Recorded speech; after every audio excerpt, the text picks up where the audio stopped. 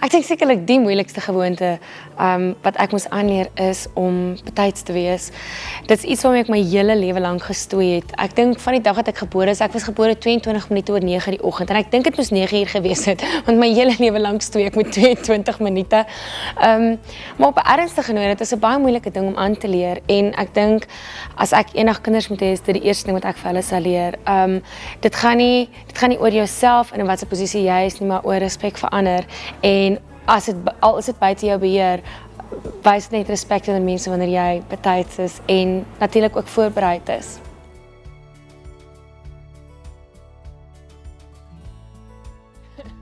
Vandat ek bitterlik jonk was, het ek nog altyd hierdie aap op my skouers gehad wat my laat maak vir alles. Omdat ek altyd, my beste vriend sê altyd vir my, Nadine, you think you can full time, but you can't. So ek het nog altyd gestoei daarmee en ek het nog altyd op die klok gekyk, gedink ek het nog 3 minute voordat ek iets moet doen. Miskien kan ek gou iets anders wat belangrik is ook indruk.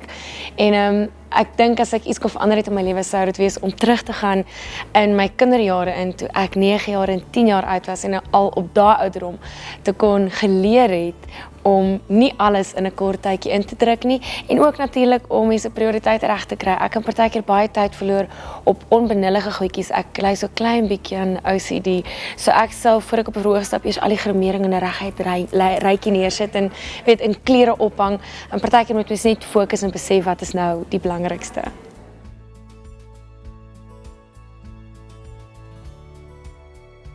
Ek dink die een gewoonte wat ek nog probeer aanleer in my lewe is om dinge eenvoudiger te maak.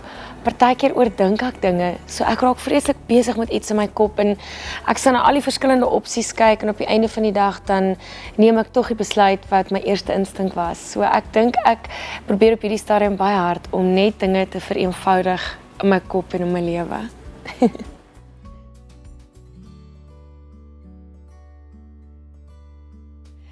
'n goeie vriend van my het lank terug vir my gesê, Nadine, as jy in 'n dag 'n klomp goeders gedoen wil kry, skryf die 5 belangrikstes neer.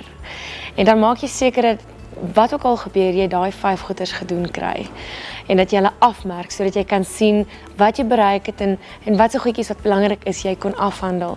So ek dink is belangrik om neer te skryf wat jy gedoen wil kry in jou lewe en wat die grootstes op jou bucket list is en die belangrikstes, al is dit klein goedjies. As dit vir jou belangrik is, maak dit 'n prioriteit, moenie dit uitstel nie. En dit is wat ek nou probeer om ook in my lewe te doen.